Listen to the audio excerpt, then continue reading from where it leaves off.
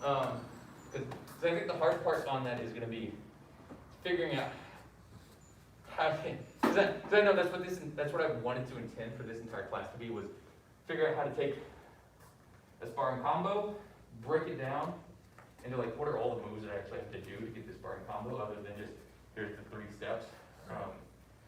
And then eventually kind of meld that into one move. Yes, sir. So one of the things that we focused on last time was just make sure that we hit the target doing that combo. And then like the last 2 minutes of class is that, hey, let's try and incorporate all of the things we learned over the last 4 weeks into that combo and still hit the target. Don't hit it so hard, just focus on the stuff we learned. So today, I'm going to give you the entire class to think about. All the stuff we learned, and still focus on our target. Yes, sir. Okay? Yes, sir. There's one specific piece of advice I was going to give. I should always write these down.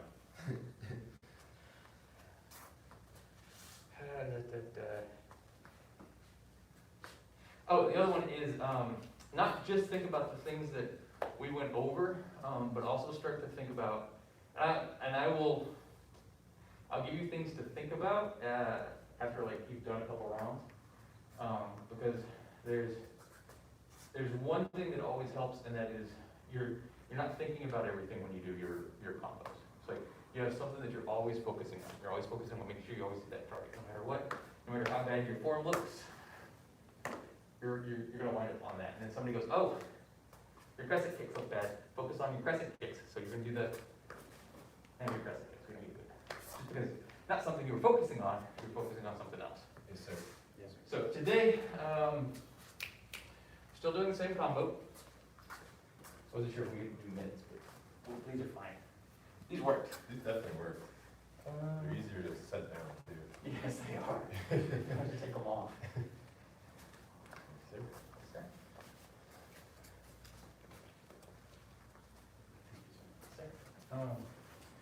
Yeah, so today, try to remember as many of the lessons that we kind of went over about, like, oh, feet go here, but when I do my kick, is it straight versus circular, or any of the things that we kind of went over. Attempt to try to remember as much as you don't have to remember as much as you can, but try to focus on one thing. Yes, sir.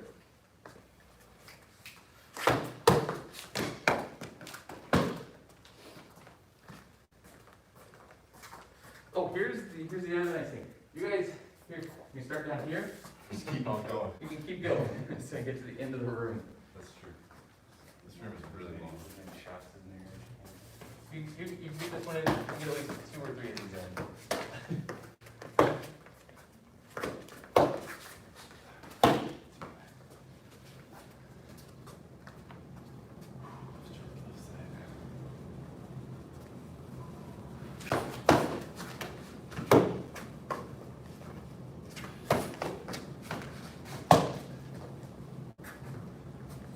Let's do the spin back the other way. Kind of resets your brain.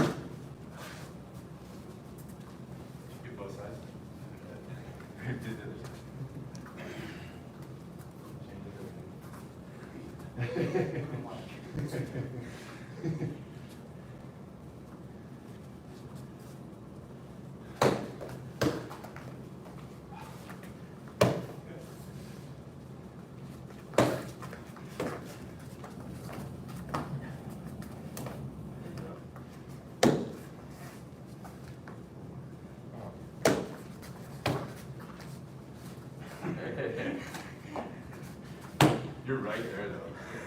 Like, Hesitated. honestly, I think that one, like, you hesitated, which, if you had just gone, you would have hit it. Yeah, you just perspective. Okay, here's what I'm gonna have us thinking about this time. So, I'm gonna do a quick sciencey thing. So modern scales, like modern precision scales, when they weigh a heavy load, one of the things they have what they refer to as load cells in the four corners.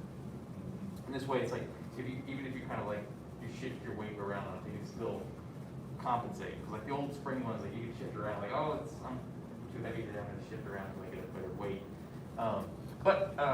So they can sense the weight in all four corners. For us as humans, you have a lot of, you have a lot of nerve endings on the bottom of your feet. Your feet are very sensitive. So one of the things that you can do very quickly is you can know which foot has the most weight in it. So like you can know which one you're on top of more than the other. You can do this without even really thinking about it. So why am I saying all this? The reason I'm saying this is because this helps you figure out where is your center of gravity. Okay. You always want your center of gravity either be between your feet, or if there's one foot, you want it to be right over that other foot. Anytime it's out of balance, you're going to fall over. You're going to lose your balance, and that's what causes us to lose our balance. Because our center of gravity is not in between those feet, or directly over the foot that's currently planted. And this is the concept of where your root comes from. So you're more rooted if that center of gravity is directly above or right in between those 2 feet. So this is what we're going to think about for the next, we're running a little out of time. For the next about 4 minutes is, as you're doing your punches, before you commit to that punch, I want you to make sure that your center of gravity is between those feet, or if you're doing especially like here, when you're turning, you don't want it to be anywhere except between those feet until you do the kick, and you want to feel it transfer to what you're doing the kick. And then when you do that last punch, it's still in between those feet.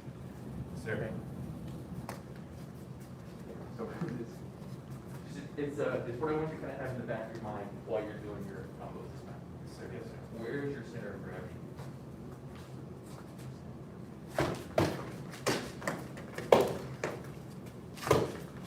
Go a little slower.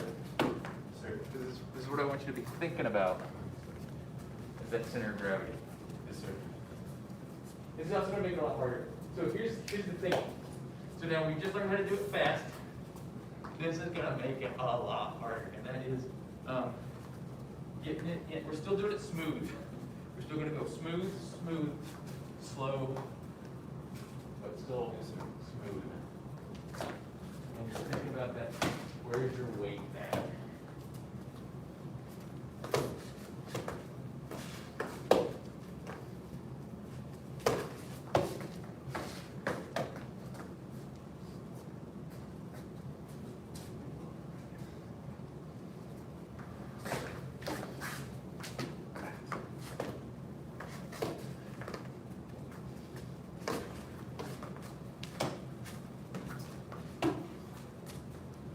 That felt better.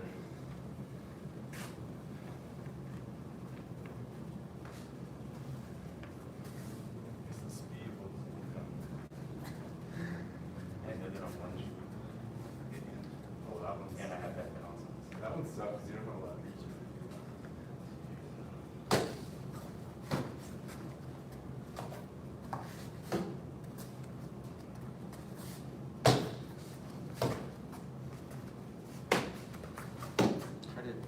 Try to make it one continuous movement. The speed is about right, but don't try to see if you can stop the stopping. Stop the stopping. Hips are really tight. Yeah. It's okay,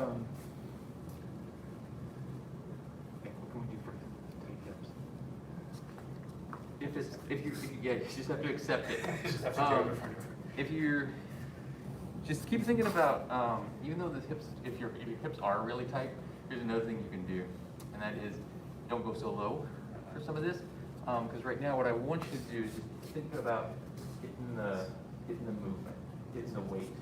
Yes, sir. There you go. So that's what I want you to think about. Punch here. Think about where's your weight as you're going all the way through this entire kick.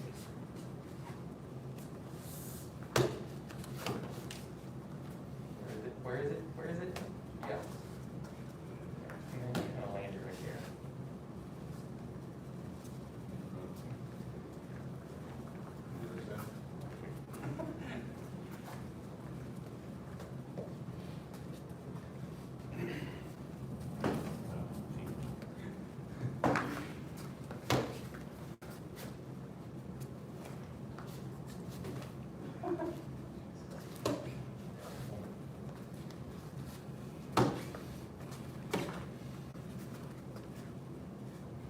You got it. Just keep thinking about it.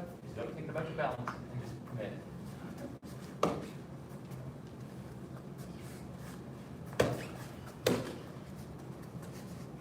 You just don't. Once you spot it, just kick right through. All right, last time.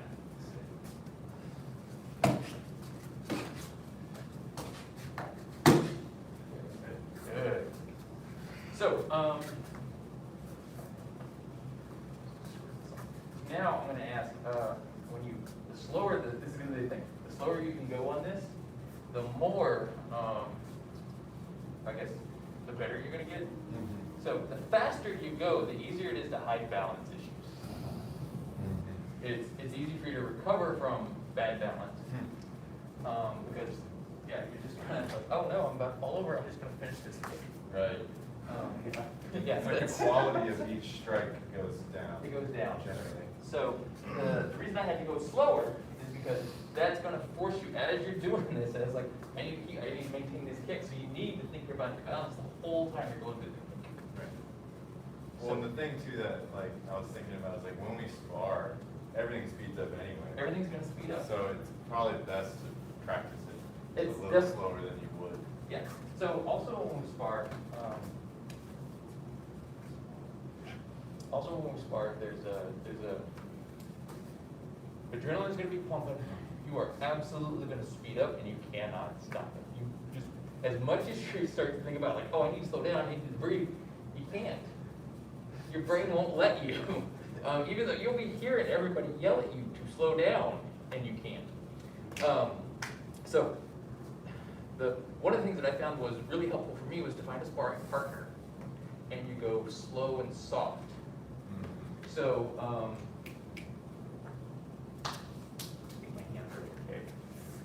I had some gloves that were gloves, but the idea here is that actually I'm just gonna kick you. So I want you to do your press target. So if I'm gonna do my kick, you'll notice that my kicks really aren't that hard. So this is me practicing my control, so that whenever I do come in and I want to do like a nice hard kick, you feel the difference. Yes, sir. Is that like light touch sparring? That's my light touch sparring. And so, like, usually when I do the light touch sparring, I'm like, I still have my shoes on. I don't have mitts on. Right. The idea is that I want to be able to come in, you feel your blocks, you have enough time to stop anything. And you're in control. But I'm never going to be more than this close to your body. Right. And so the idea here is that you can kind of play around with things. You can play around with your combos, you can play around with blocks. Right. As opposed to when we go right into sparring, where it's just like, we're dumping you out of the boat, you gotta learn how to swim. Right. It's not really the most efficient way to learn. No, not always. Right. But yeah, sometimes like I like to just do like, we'll just go light touch, we're putting our shoes on, we're not doing knee pads, we're not actually hitting. It's just that the whole point behind it is, it's not, that particular exercise is not in the striking. The exercise there is actually the blocking. But in order to get to that point where you can hit slow and soft, you need to keep that balance. Because it's like, got a lot of students where it's like, oh, I need to get that kick over really fast because I have to fall over. Yes, sir. Okay. Okay. Okay, one more thing. So if you've ever done anything where you've done like heavy weights, it's like, oh, I'm going to do a lot of heavy weights, and then then you kind of get to the point where it's like free weights. So one of the things you're working on is stabilizers. Have you ever gotten to the point where it's like, oh, I have exhausted my larger muscles. Now I'm going to do something else that it's a slightly different thing, but now it's like I'm relying only on my stabilizers. It's a different experience. It is. So this is a case of like, this is the only thing you're relying on is your stabilizers when you go slow. And it's going to be hard. All right. It's a different kind of strength training. It's not these big muscles. It's the control. It's the control. Body control.